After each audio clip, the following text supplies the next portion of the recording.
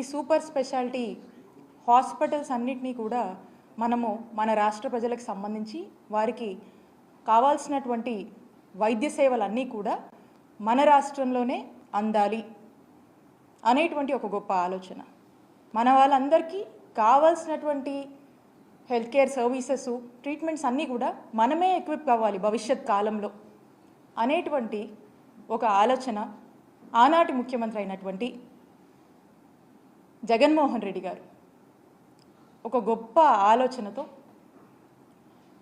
ఒక దూరదృష్టితో ప్రజల ఆరోగ్యం పట్ల వారికి ఉన్నటువంటి చిత్తశుద్ధితో గొప్ప ఆలోచన చేసి ఈ రాష్ట్రానికి 17 గవర్నమెంట్ మెడికల్ కాలేజ్ తీసుకురావాలి అనేటువంటి ఒక గొప్ప ఆలోచనకు శ్రీకారం చుట్టడం జరిగింది.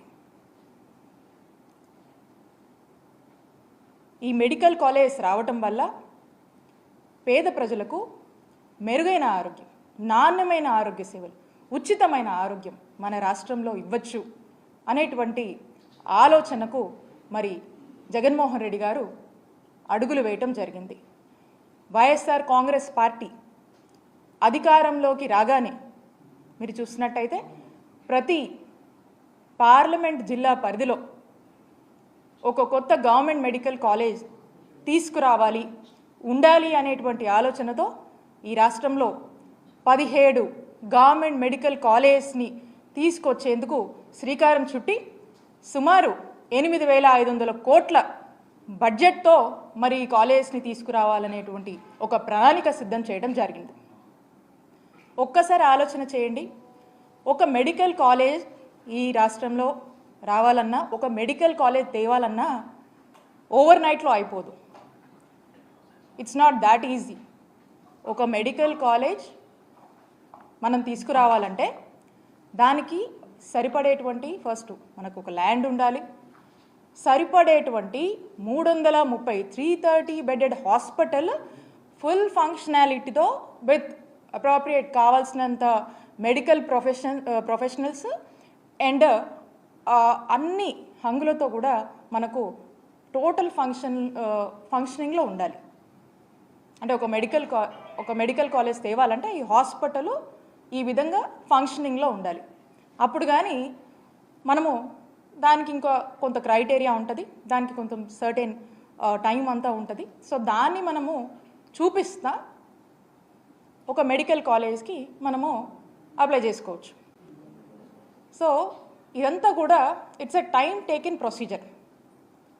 ఒక మెడికల్ కాలేజ్ తేవాలంటే మనం చూసినట్టయితే మన రాష్ట్రంలో అంటే మన ఆంధ్రప్రదేశ్ రాష్ట్రంలో 1923 సంవత్సరం అప్పట్లో మనకు మొట్టమొదటి కాలేజ్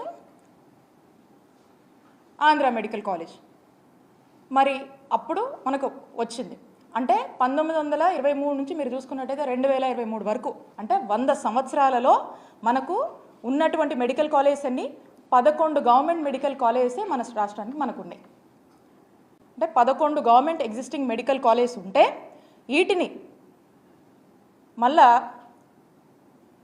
మా ముఖ్యమంత్రి గారు జగన్మోహన్ రెడ్డి గారు నాడు నేడు అని చెప్పి 3,820 కోట్లతో మరి వీటిని కూడా నాడు నేడులో రివాంప్ చేస్తూ మరి వీటిని కూడా బాగు చేస్తూ మరి కొత్త మెడికల్ కాలేజ్ 17 తీసుకురావాలనేటువంటి అడుగులు ఏ విధంగా వేస్తారో మీరు చూస్తున్నారు. అంటే ఒక్కసారి మీరు ఆలోచన చేయండి, 100 సంవత్సరాలకి 11 మెడికల్ కాలేజెసే మనకు అందుబాటులో ఉంటే 5 సంవత్సరాల కాలంలో 5 మెడికల్ కాలేజ్ని ప్రారంభించి ఇంకొక 5 మెడికల్ కాలేజ్ ఈ సంవత్సరం మనకు రావాల్సి ఉంది. నెక్స్ట్ ఇయర్కి మనం చూసినట్టయితే ఇంకొక 7 మెడికల్ కాలేజ్ మనం ప్లాన్ చేసుకున్నాం. అంటే ఈ 17 మెడికల్ కాలేజ్ నేను ఏదైతే చెప్తా ఉన్నానో ఈ 17 మెడికల్ కాలేజ్ ఒక యాక్షన్ ప్లాన్ అనేది మనం వేసుకున్నాం. ఏంటి యాక్షన్ ప్లాన్ అంటే ఫస్ట్ ఫేజ్లో ఒక 5 మెడికల్ కాలేజ్ తీసుకురావాలి, సెకండ్ ఫేజ్లో ఇంకొక 5 మెడికల్ కాలేజ్ తీసుకురావాలి, ఆ తర్వాత ఫేజ్లో ఇంకొక 7 మెడికల్ కాలేజ్ తీసుకురావాలి అనేది ఒక యాక్షన్ ప్లాన్ ఫేజ్డ్ మేనర్గా 3 ఫేజెస్ కింద మనం పెట్టుకున్నాం. అన్ఫార్చునేట్లీ మన ప్రభుత్వం వచ్చినాక కోవిడ్ పాండమిక్ వల్ల దేశమే స్తంభించిపోయింది.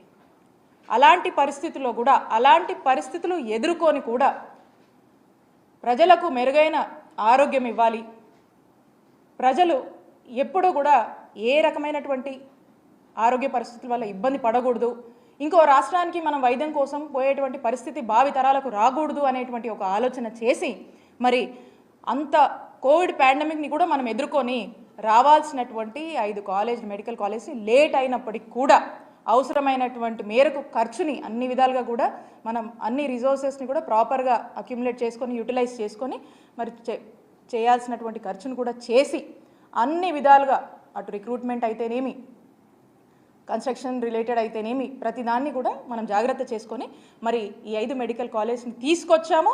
5 మెడికల్ కాలేజ్ని మరి లాస్ట్ ఇయర్ మీరు చూసారు, జగన్మోహన్ రెడ్డి గారు వీటిని ప్రారంభించారు.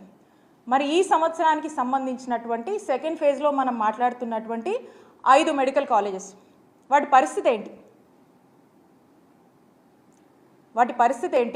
ఆల్రెడీ మా టెన్యూర్లోనే మేమున్నప్పుడు దానికి కావాల్సినటువంటి ఇన్ఫ్రాస్ట్రక్చర్ని, దానికి తగినటువంటి కొంత గ్రౌండ్ వర్క్ అనేది మేము పూర్తి స్థాయిలో కూడా మేము చేయడం జరిగింది. ఇంకా కొంత చేయవలసింది ఉంది. ఆ చేయవలసింది కూడా ఇప్పుడు ప్రభుత్వంగా ఆ బాధ్యత మీ మీద ఉందని తెలియజేస్తూ ఉన్నాం. మరి ఆ బాధ్యతను మీరు సక్రమంగా నెరవేర్చి ఈ 5 కాలేజీలు మరి ఈ సంవత్సరం అందుబాటులోకి రావాల్సినటువంటి అవసరం ఏదైతే ఉందో ఆ 5 కాలేజీలని మరి రావాల్సినటువంటి పరిస్థితుల్లో మరి ఏ కాలేజ్ కూడా మరి ఇప్పటికి కూడా మనకు వీటి మీద ఒక ప్రాపర్ క్లారిటీ అనేది లేదు. అండ్ అందులో మనం చూసినట్టయితే మీరు ఈ 5లో పులివెందుల మెడికల్ కాలేజ్ దీనికి సంబంధించి కొన్ని ఎంబీబీఎస్ సీట్లకు మనకు పర్మిషన్ వస్తే ఆ వచ్చినటువంటి ఆ పర్మిషన్ కూడా మరి దేశ చరిత్రలో ఏ రాష్ట్రం కూడా చేయనటువంటి దుస్సాహసం ఈ కూటమి ప్రభుత్వం చేసి రిటర్న్లో మాకు ఈ మెడికల్ కాలేజ్ వద్దు అని లెటర్ రాసినటువంటి ప్రయత్నం మరి మన ఆంధ్రప్రదేశ్లో మొట్టమొదటిసారిగా కూటమి ప్రభుత్వం చేసింది. నేను అడుగుతా ఉన్నాను, ఒక మెడికల్ కాలేజ్ తేవాలంటేనే ఎంత కష్టమో, 100 ఏళ్లకే 11 మెడికల్ కాలేజ్ మనకు ఉన్నటువంటి చరిత్ర మనకు ఉంటే మరి 5 సంవత్సరాల కాలంలో 17 గవర్నమెంట్ మెడికల్ కాలేజ్ తీసుకురావాలనేటువంటి ఒక గొప్ప సంకల్పం జగన్మోహన్ రెడ్డి గారు చేస్తే దాంట్లో 5 సంవత్సరాల్లో 5 మెడికల్ కాలేజ్ తీసుకొచ్చి ఈ సంవత్సరం 5 అందుబాటులోకి రావాల్సినటువంటి పరిస్థితి ఉండగా వచ్చే సంవత్సరానికి 7 కాలేజీలు మళ్ళీ అందుబాటులోకి రావాల్సినటువంటి పరిస్థితి ఉండగా మరి వచ్చినటువంటి ఒక కాలేజ్కి వద్దు అని చెప్పి మీరు రిటర్న్లో లెటర్ రాశారంటే దీన్ని ఏమనుకోవాలి? స్పష్టంగా అర్థమవుతా ఉంది. అంటే పులివెందుల మీద మీకున్నటువంటి ద్వేషభావం, మీకున్నటువంటి రాజకీయ కక్షలతో పులివెందుల మెడికల్ కాలేజ్కి అనుమతులు వస్తే కొన్ని సీట్లకి వద్దని మీరు లెటర్ రాశారంటే ఇది మనకు స్పష్టంగా అర్థమవుతా ఉంది. ఇలానే మనం మొత్తం మీద కూడా చూసినట్టయితే మనకు స్పష్టంగా మొదటి నుంచి కూడా అర్థమవుతా ఉంది. ఏమని? ఈ మెడికల్ కాలేజ్ తీసుకురావాలి, ఈ రాష్ట్రంలో టెరిషరీ కేర్ స్ట్రెంథన్ చేయాలి అనేటువంటి ఆలోచన జగన్మోహన్ రెడ్డి గారు చేశారు. ఈ ఆలోచనని బాధ్యతగా మనం బాధ్యతగా అడుగులు వేసి మనం 5 కాలేజీలు తెచ్చాము, ఇంకా 5 రావాల్సినవి ఉన్నాయి. దీని మీద ఇప్పుడు